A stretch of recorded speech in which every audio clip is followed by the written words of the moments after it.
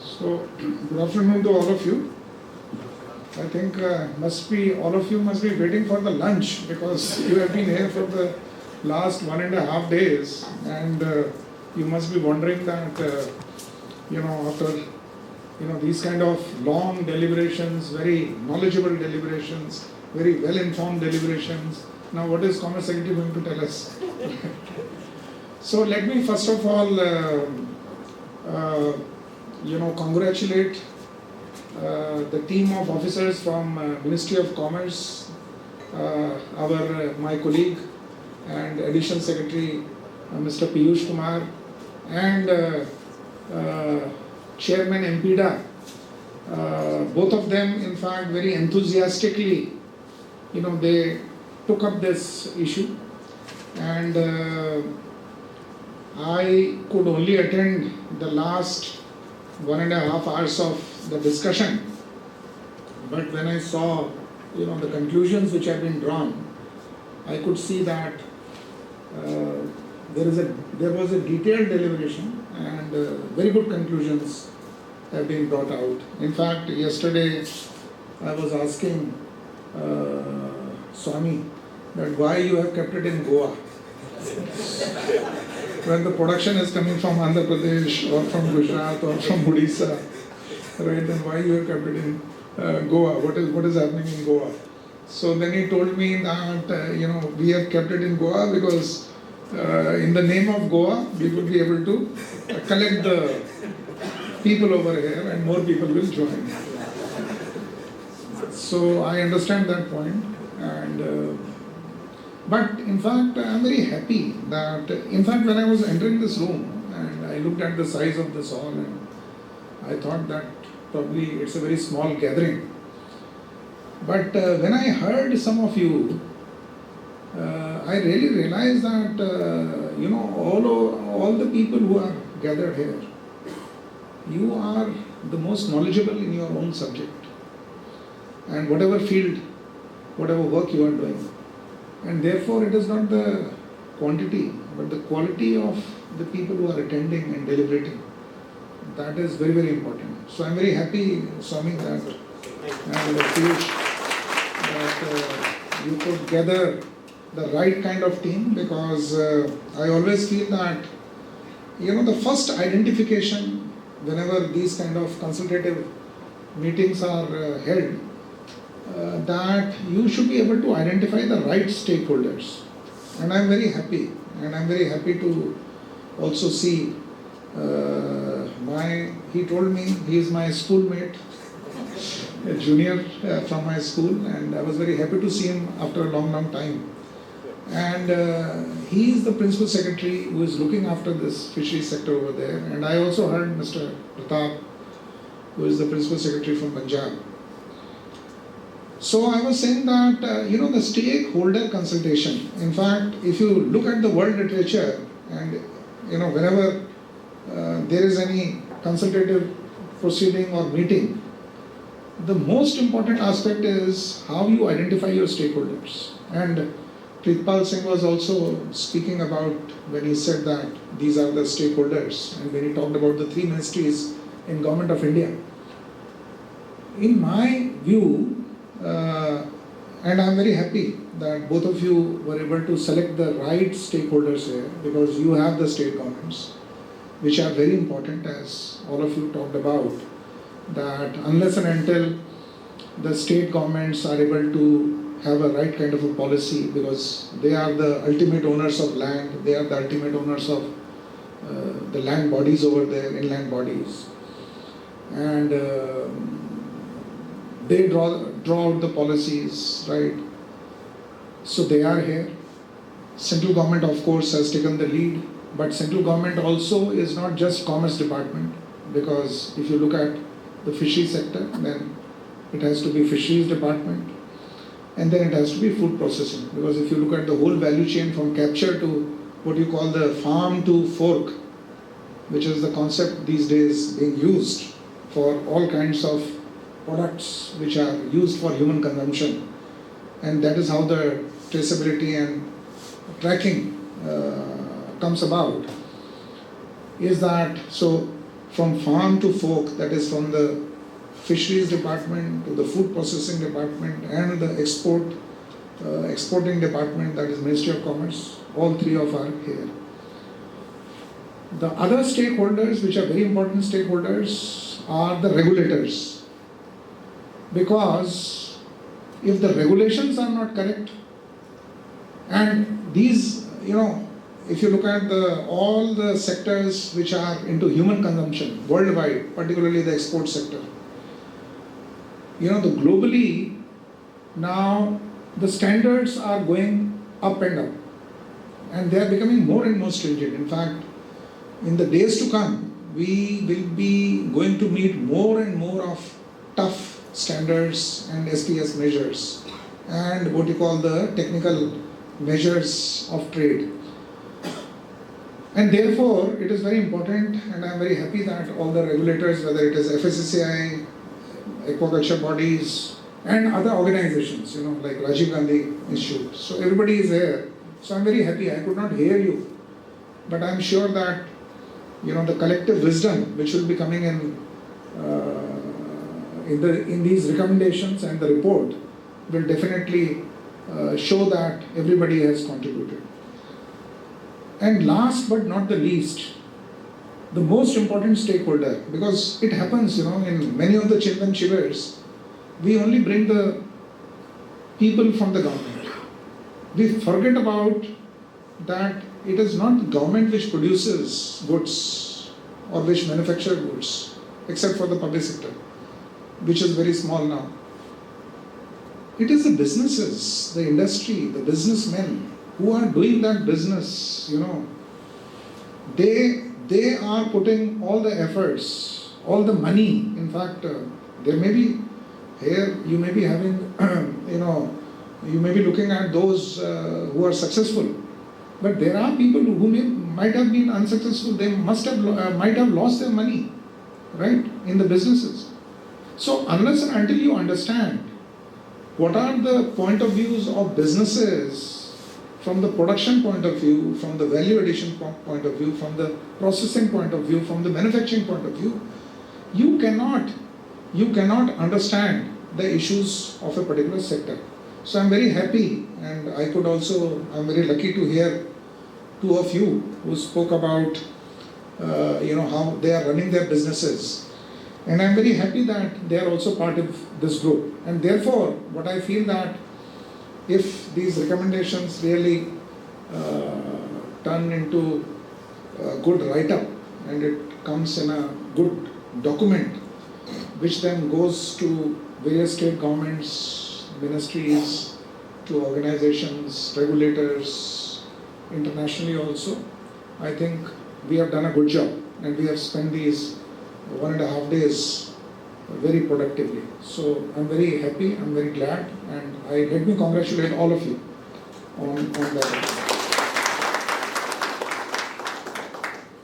Now in Department of Commerce, you see, let me also congratulate one person who told me that in fact government in the budget announcement is looking at going up to 1 lakh crores of exports by 24-25. But I was very glad to hear one young guy, I think Venkat spoke about it, and he is saying that there are in the seafood industry 100 billion plus opportunities by 2030.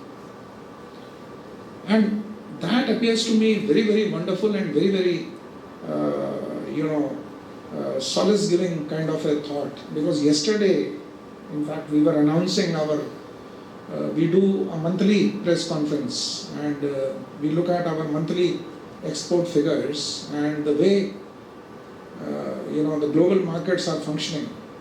And somebody also spoke here that there is recession or slowdown in US, there is a slowdown in EU, there is a currency crisis in East Asia, China again, there is a huge slowdown, Africa it's debt-ridden except for some part of Northern Africa and some Latin American countries. It's a very slightly pessimistic scenario from the point of view of exports. And when we were thinking that we have kept a goal of $1 trillion of merchandise exports by 2030, and I was looking at how that target is going to be met.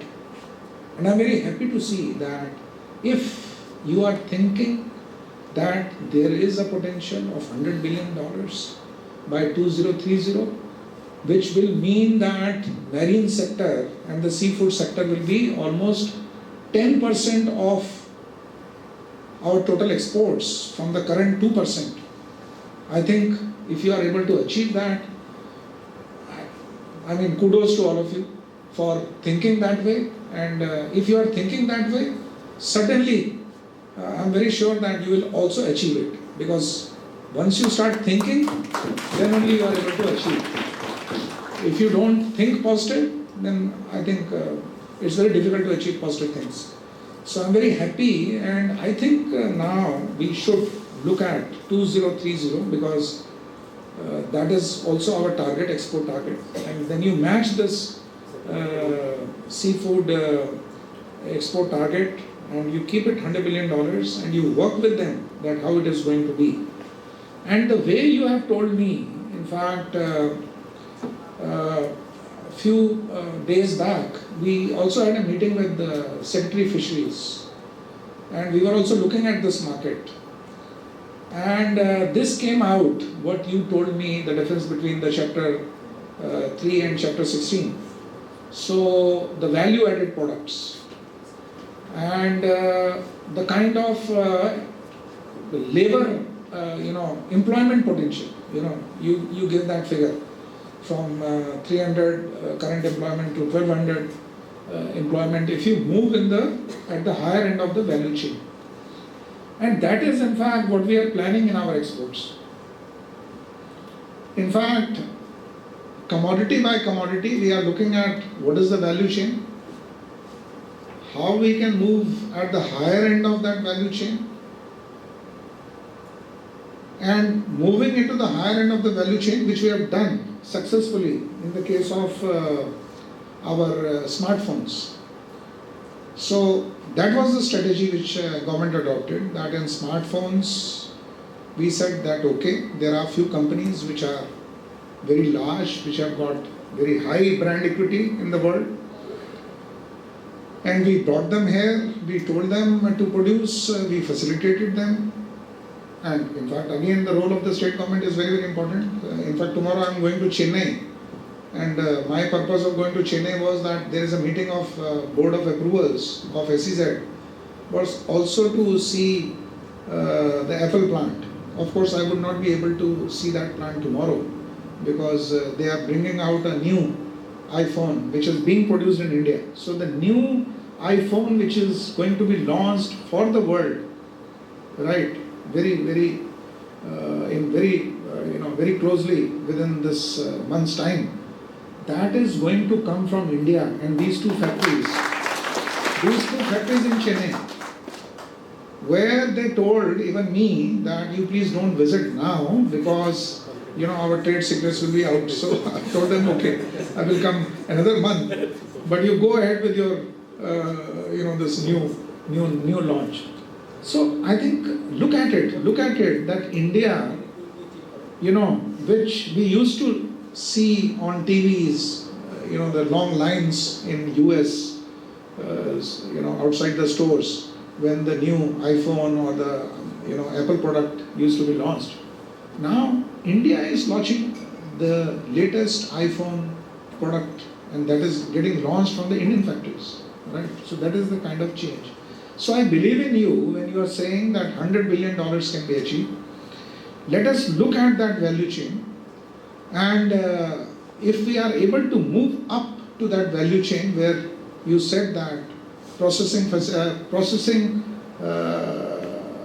facility is hardly being used up to 25%. 75% processing facility is going unutilized. So I think we have to look at the innovative ways, and we have to look at what is happening in the world. Ecuador, such a small country, right? And you look at their exports, the way they are doing it. India is no less, let me tell you, but yes, we have to move. I will give you an example, interesting fact. You know, yesterday when we were discussing with the USTR, which is the US Minister for Trade, which looks into WTO affairs, and when we were discussing some of our WTO matters, they told us that one of the states in US, that is Louisiana, their shrimp growers in Louisiana are protesting that a lot of shrimps are getting exported to US from India and therefore they are suffering.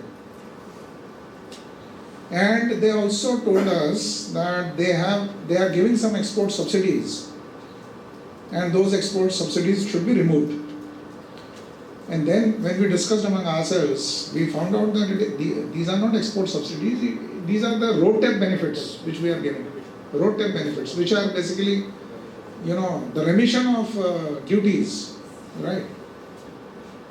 But the point here is that over a period of time, even the countries like US are becoming very sensitive to what is happening in their local constituencies. They are also have become very sensitive to what is happening to their employment, what is happening to their own industry. And therefore, it is very important for us to not only show to them, to the whole world, that we are not competitive because of any subsidies. We are competitive because we have much higher productivity in terms of labor, in terms of our processing, in terms of our manufacturing. But it is also a lesson that we should be moving away from what you said rightly, from the commodities to products. Because commodities are undifferentiated, and therefore the competition is seen in a very direct sense. But if, say, suppose you are sending it as a product which is differentiated, like an Apple phone, right, which is your sushi, your steaks, or your value-added products, which are camouflaged in such a manner that it is a new product which is going from India. It's a product like sushi was made famous by Japan. Similarly, if you are making a product which is very innovative, then there is no competition. Then Louisiana or any other state will not say that it is because of India's competition we are losing out. Because as consumers, everybody is benefiting. So I think,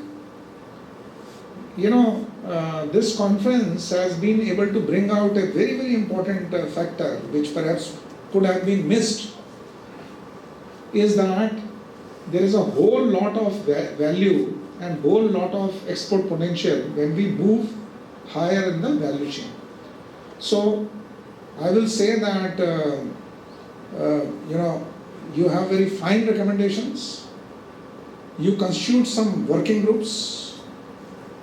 Focus those working groups on certain specific issues. One of the issues can be how we move into the higher value chain and more differentiated products.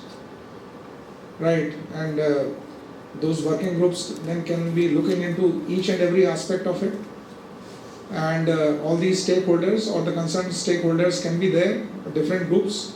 So I think I see the possibility of forming, depending upon, you brought out it very well, the different subjects and the areas, small working groups which keep on working throughout the year, and we should make this as an annual exercise, because annually we are setting up the export targets, we are looking at our businesses in a new manner, and all the ministries then are able to look at those issues from this particular perspective. So I would like to say that the marine product sector, the fish food product sector is very important to us. And let me tell you, in fact, yesterday when I was coming in the flight, I was reading the FAO latest report 2022 on the seafood market, right? FAO has brought out a very good report on that. And what was their opening statement? The opening statement was, and which I think some of you have also mentioned, is that now people are moving away from, say, beef, lamb meat or poultry to fish food, because fish food is considered to be very, very healthy. In India also, people are recognizing that fact, right? And in terms of, and in fact, FAO report also talks about the food security, in the sense that it is able to give people protein, better protein diet, better omega-3 fatty acids, much more healthier diet for the same price, same value. And let me tell you that if that is the kind of thinking which is going around in the world, then definitely the demand for fish or fish-based products or the marine-based products is going to rise in the world. Right? $189 billion of exports, and we are hardly $8 billion. So sky is the limit. In fact, I tell my team that when we look at exports and we talk about export pessimism because of what is happening around the world, I tell them our market share is hardly 1.8% in the total merchandise exports. 1.8%. For a country like India, it should be not less than, or at least in the range of 5 to 10%, which means that there is a potential to grow 3 to 5 times. Right? So if you are aiming from 2% to 10%, which is 5 times, I think that is broadly achievable. So it is not something which is very ambitious target which you are keeping for yourselves. I think it is a very, very achievable target, provided that all of us, all the stakeholders, we work very hard. Now, as regards your concerns with respect to the kind of consuming standards which the international world is having, because we are negotiating FTAs, somebody also mentioned that. In FTAs, we are negotiating these SPS and TBT barriers. In our bilateral cooperation forums also, we are discussing that how, in fact, let me give you an example. In G20, which is happening in India, where we have the presidency, in G20 meetings, one of the priority issues on which we are working out is how to bring down these trade barriers. So we are working towards that direction. You tell us which are the specific ones where, I think somebody was right when he said that you put up a factory with so much of investment and then you are not getting clearance from EU or other country. That should not happen. That should be our responsibility. Department of Commerce should be looking at all these issues. So I would also suggest that other than these recommendations, let us also create a forum where all the issues of businesses which they are facing in terms of exports, whether it is related to their factory inspection, whether it is related to sampling. Somebody said sampling, 50% sampling. Japan is saying 100% sampling. Just because somebody in the value chain did not bother in India. So, because these create high costs for our exporters, and consequently our products become costlier, and then we lose the comparative advantage. Now, we are also working in the Department of Commerce that we have this, I think EIC has also come here. EIC is also here, FSSA is also here, okay. So we are working that, and there the role of the state government is also very, very important, is that can we have a tracing and tracking mechanism so that if, in a particular farm, because of that 50% sample got rejected, because that one particular sample of that 50% contained that particular antibiotic which was banned, or it contained a particular pathogen which is prohibited. I think we should be able to trace it back to that, because once we trace it back, we will also know what are the reasons for that, what were the compulsions of doing that, and how it can be rectified. Because unless and until we know the issue and the problem, we won't be able to rectify that. As a global, that okay, my sample got rejected because it got some antibiotic, but I don't know from where that antibiotic came, is not going to resolve our issues. How it will resolve our issues? By tracing and tracking. So in fact, in Commerce Department, we are looking at this aspect, and I have told that this particular year we need to focus on evolving an effective tracing and tracking mechanism. And it is not to catch somebody. It is not to catch somebody. It is to educate. So if a particular farmer, and in fact I give the example of dairy sector in India. When we take milk from either the mother dairy or the state dairies, we know that this milk is perfect, it is pure, it does not contain any pathogen. There is a proper pasteurization and cold chain has been maintained. So the point is that if we are able to assure the world that in India, the farm to fork strategy, the tracing and tracking strategy is so good that we are able to know and then take corrective measures, then world will reduce that sampling requirements. They don't reduce because they don't believe in us, what we say. And I think we were also looking at that issue, that if we have now the cooperative department, Government of India is focusing on cooperatives. The whole milk industry is a successful story of cooperatives.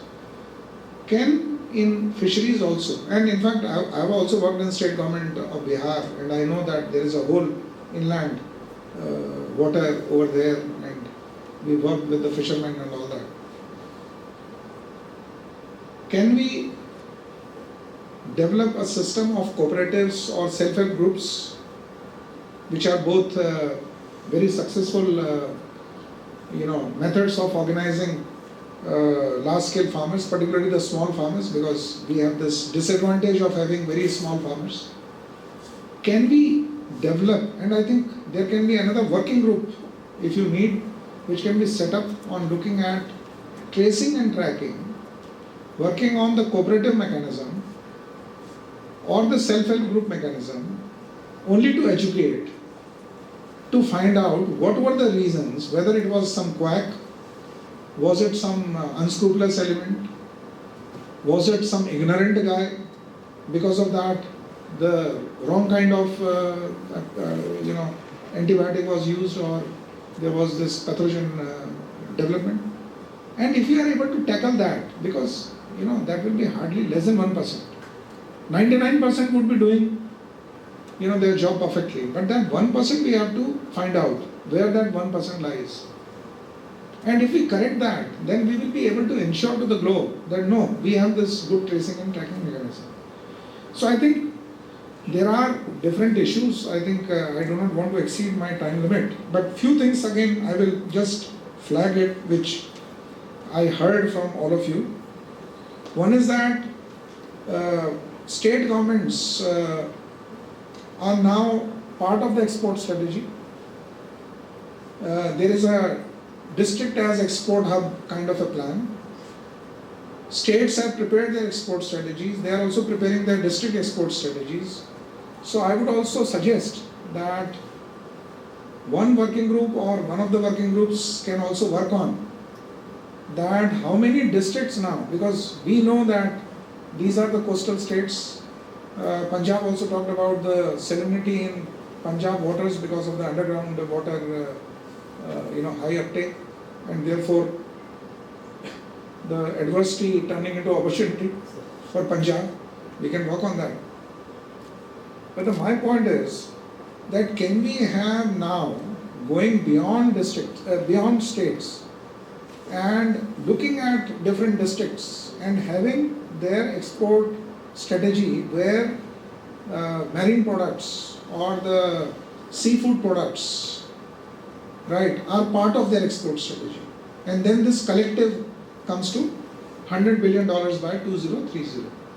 Right, so I think that is one which can be done. SEZ, somebody mentioned, we have 20,000 hectares of land which is available in SEZs. If you want to establish those kind of plants where you said that imports of raw will come, and in sugar it is happening, you know, raw sugar comes to India, we convert it into refined sugar. So it does not enter the domestic market. It enters SEZ, leaves SEZ. And that is the purpose of SEZ, that it need not come to the domestic market because then there are issues. So SEZs, we have 20,000 hectares. We have already talked about the aqua parks and all that. So I think state governments should work towards it. FTAs, I have told you that we will be looking at it. I think industry forum, the CO forum, what we can do in fisheries, let us have a CO forum, and you know what we have decided now in Department of Commerce is that Invest India, DPIIT,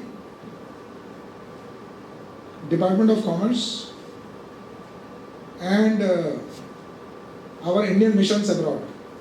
A team of these four plus the CO forum, the industry forum, they will, whenever there are any programs, conferences organized or buyer-seller meet organized, all these people will be together so that government, G2G and B2B can happen over there. So whenever you are taking you know, these delegations abroad, or say if you are planning to go to Ecuador, or you mentioned some other countries also, let us also take some of the business groups from here and see that how can we much better collaboration. Training, of course, we will take care of that. Visa issues you have mentioned, because that is also part of our FTAs, and we are saying that Mode 3 visas should be made available. Right, so visa issue, of course, we are aware of that.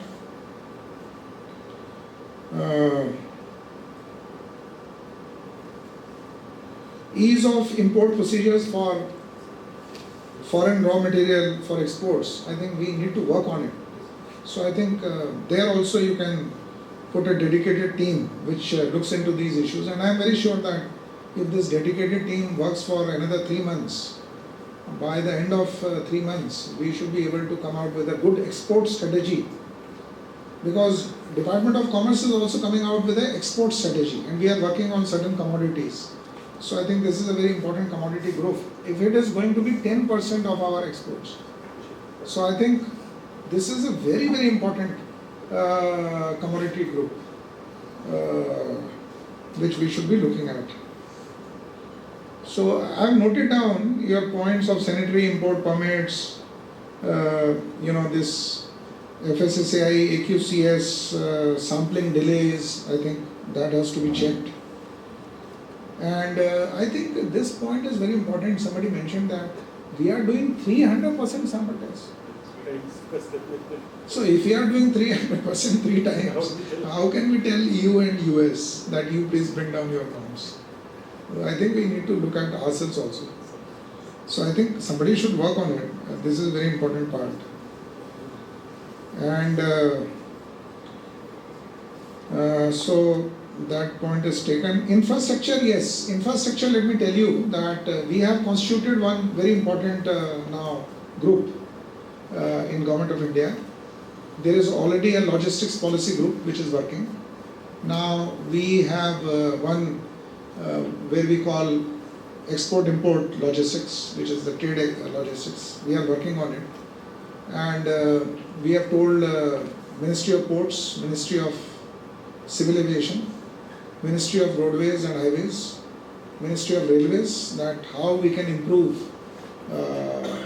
you know, the facilitation and ease of doing business, as well as better efficiency at the port levels. So that also we are working, and so this can also be integrated. So whenever you are discussing, then what are the requirements of marine products vis-a-vis the infrastructure, it can be. And I think what you can do, please put the timelines and please put the targets that this much capacity is required, and please do a detailed exercise. Now state governments are on board, so you can do a detailed exercise that in which state, which port requires, what kind of facility. So that can be done. Cooperative framework I have already talked about, which is very important. Now there is one issue regarding sustainability. This you need to understand, because it may appear to us that the Western world is putting a lot of these barriers on us for no cause of ours, for no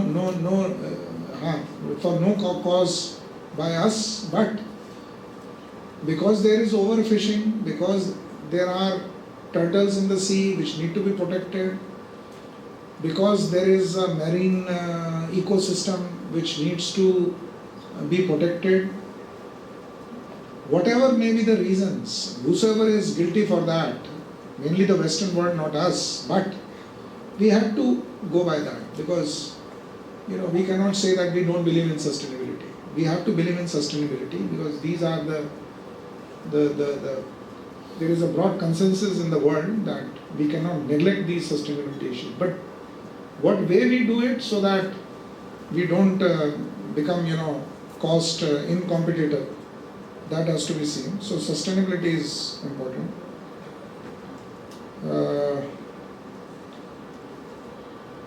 So PLI in fact there can be some recommendations on PLI.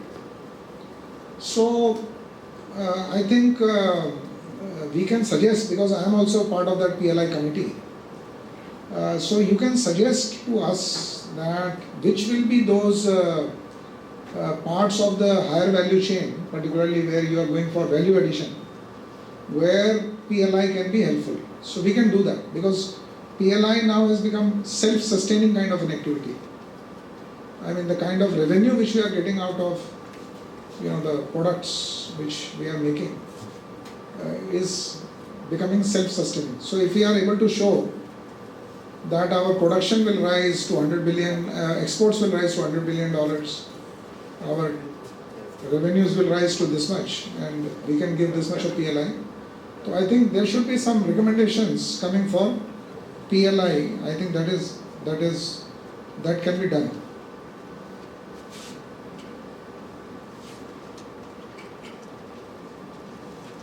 And what Punjab Principal Secretary said, that inland states, they can be included. So let us look at it, that how inland states like Haryana, Punjab and Rajasthan can be also included. And I think state government, there can be one working group where we have Principal Secretary Odisha and Principal Secretary Punjab who have taken interest in this workshop. They can head, what kind of pre-approved plots requirement or policy for leasing out of inland waters, right, or water bodies. I think they can work on it. So there can be a working group which can be headed by one of the state principal secretaries, and we can join, and other people can join. But you come out with what are the reforms which are required at the state level. Because without these reforms at the state level, I think it will not be possible for us to move forward. So I think given the fact that now you have to go for lunch and I do not want to take much of your time, and I know that you all guys are very intelligent ones and well-informed guys in your field, and you are working hard towards it, and you have a lot of ideas, innovative ideas. The only thing is that what happens, that we discuss ideas, we don't make an action plan out of it. But I am very glad that an action plan has come. So please work on that action plan. Work hard, contribute in those particular working groups, bring out a good document like FAO brings out, or the international organizations bring out. Let a good document come out of India which talks about all these issues and what India is doing, because we are not against sustainability. we are not against removing pathogens. We are not against, antibiotics misuse, because ultimately, if I am consuming unnecessarily any antibiotic because of the somebody's ignorance or collusion, why should I be penalized? And I am only $2,200 per capita income Indian. You look at the $60,000 per capita citizen of EU. Why should he or she eat your product which contains those kind of pathogens or antibiotics? So the point is that these issues we cannot avoid, and we have to work towards how we can make it more compliant. So thank you so much for inviting me. I'm very happy to come. It was not possible normally for me to come on a weekday, because tomorrow I'm going to Chennai, that is also a weekend. So somehow I was able to manage, and I'm very happy that I could come over here because of pure one reason, that if we are able to make this industry $100 billion export industry out of 1 trillion, I'm very happy, and it's a good day spent. Right. Thank you so much.